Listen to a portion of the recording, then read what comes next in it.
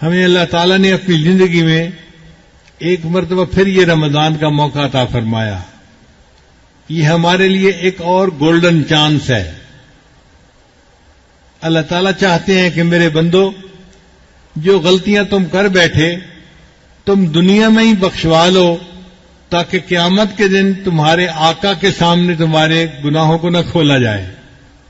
تو آپ سوچئے یہ اللہ کا کتنا بڑا انعام ہے ہمارے اوپر. تو ہمیں چاہیے کہ ہم سچی توبہ کر کے اپنے سب گناہوں کی معافی کروا لیں، تاکہ قیامت کے دن گناہ وہ نام اعمال میں گناہ لکھے ہوئے ہی نہ ہو، اللہ ان کو نیکیوں میں شامل فرما دے، تبدیل فرما دے. چنانچہ حدیث پاک میں آتا ہے، ایک مرتبہ نبی علیہ السلام نے دعا مانگی، یا اللہ میری امت کا حساب قیامت کے دن مجھے لینے کے لیے حق دے دے. تو اللہ تعالیٰ نے پوچھا، میرے محبوب آپ ایسی دعا کیوں مانگتے ہیں؟ تو نبی علیہ السلام نے عرض کیا، اے اللہ میں چاہتا ہوں کہ جب امت کا حساب میں لوں گا تو میری امت کے گناہ دوسروں امتوں کے سامنے نہیں کھلیں گے، شرمندگی سے بچ جائیں گے. تو اللہ نے فرمایا کہ میرے محبوب صلی اللہ علیہ وسلم آپ فکر نہ کریں، میں آپ کی امت کا معاملہ ایسے کروں گا کہ ان کے بڑے بڑے گناہوں کو دنیا ہی میں معاف کر دوں گا، اور جب یہ قیامت کے دن میرے پاس آئیں گے تو بڑے بڑے گناہ پہلے ہی معاف ہو چکے ہوں گے.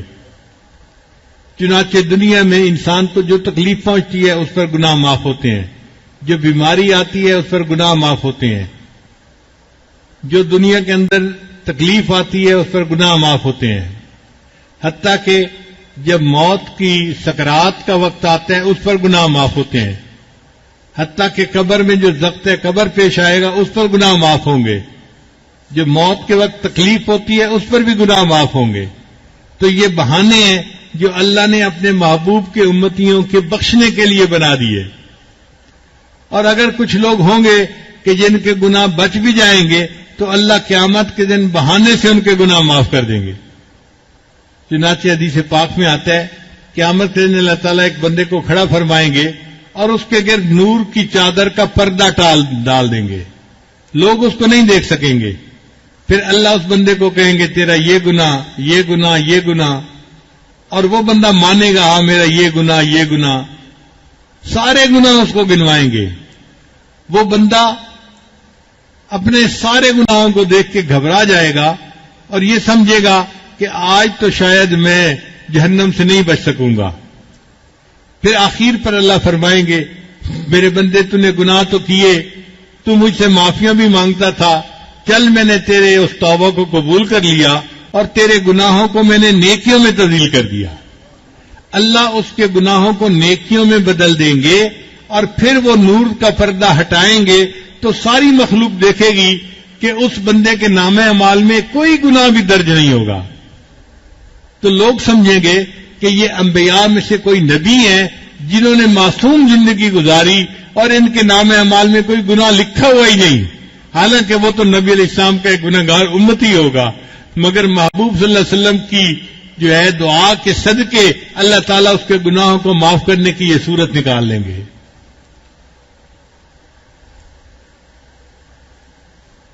ہم بھی یہی دعا کرتے ہیں کہ اے اللہ ہم آپ کے گناہگار بندے ہیں، آپ ہم پر رحمت کی نظر فرما دیجیے، ہمارے سب گناہوں کو معاف فرما دیجیے اور قیامت کے ان کی ذلت سے اللہ ہمیں محفوظ فرما دیجیے. کتنی عجیب بات ہے، ہم سے تو دو بندوں کے سامنے کی ذلت برداشت نہیں ہوتی، قیامت کے دن تو ساری مخلوق کے سامنے کی ذلت ہوگی. قیامت کے دن تو انبیاء بھی دیکھیں گے، اولیاء بھی دیکھیں گے، اور شاگرد کے عمل استاد دیکھیں گے اور استاد کے عمل شاگرد دیکھیں گے. آپ سوچئے آج اگر کسی ماں کو کہہ دیا جائے کہ میری بندی بتا، یا تو ہم تیری زندگی کے سارے حالات تیری اولاد کے سامنے کھولتے ہیں یا پھر تو خود ہی جہنم میں چلی جا، تو میرا تو خیال ہے کہ وہ عورت رو کے یہی کہے گی کہ یا اللہ میری زندگی کی تفصیل میری اولاد کے سامنے نہ کھول دینا، مجھے رسوا نہ کر دینا، میں خود ہی جہنم میں چلی جاتی ہوں. تو آج گناہوں سے معافی مانگنا آسان ہے، اللہ تعالی ہم پر رحمت کی نظر فرمائے اور ہمیں اللہ تعالیٰ قیامت دن کی ذلت اور رسوائی سے محفوظ فرمائے اور اس دن ہمیں اپنے محبوب صلی اللہ علیہ وسلم کے سامنے عزت کا وقت نصیب فرمائے۔ چنانچہ نبی علیہ السلام نے ایک حدیث میں ارشاد فرمایا، اے میرے امتیو لا تسودوا وجہی یوم القیامہ، تم قیامت کے دن میرے چہرے کو سیاہ نہ کرنا۔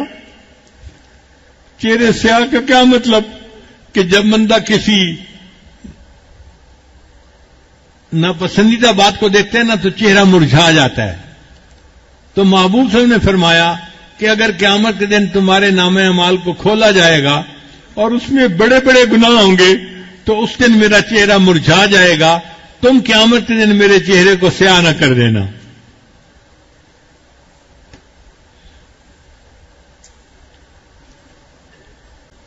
اب ہمارے پاس ایک ہی صورت باقی ہے کہ یا اللہ جو زندگی گزر چکی وہ تو گزر چکی، اب ایک ہی معاملہ ہے کہ مبارک مہینہ ہے رحمت کا اور اس میں بھی عتق من النار کا عشرہ ہے۔ اللہ بس آپ اپنی رحمت کے ساتھ ہمارے گناہوں کو معاف کر دیجئے اور ہمیں قیامت کے دن محبوب صلی اللہ علیہ وسلم کے سامنے کی ذلت و رسوائی سے محفوظ فرما لیجئے۔ یہی بات تو علامہ اقبال نے کہی تھی، تو غنی از ہر دو عالم من فقیر،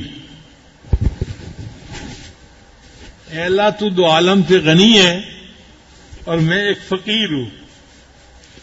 تو غنی از ہر دو عالم من فقیر، روز محشر عذر ہائے من پذیر، اے اللہ قیامت کے دن میرے عذروں کو قبول کر لینا۔ گر تمی بینی حسابم ناگزیر، اور اگر اللہ تو یہ فیصلہ کرے کہ میرا حساب تو نے لازمن لینا ہے، از نگاہ مصطفیٰ پناہ مگیر، اللہ پھر مصطفیٰ کریم کے سامنے میرا حساب نہ لینا، مجھے ان کے سامنے بہت شرمندگی ہوگی۔ مولانا الیاس رحمت اللہ علیہ جو بانی تولی جماعت کے، وہ فرمایا کرتے تھے کہ اس شعر کے کہنے پر اللہ نے اس بندے کی مغفرت فرما دی، میرا یہ گمان ہے۔ اتنا یہ اعلیٰ شعر ہے کہ وہ فرمایا کرتے تھے کہ اس شعر کو لکھنے پر اللہ نے، میرا گمان ہے اللہ نے قیامت کے دن اس کی مغفرت فرما دینی ہے۔ ہمارے اوپر بھی اللہ رحمت کی نظر فرمائے اور قیامت کے دن ہماری بھی بخشش فرما دے اور قیامت کے دن کو ہمارے لیے بخشش کا دن بنا دے۔ وآخر دعوانا ان الحمد للہ رب العالمین۔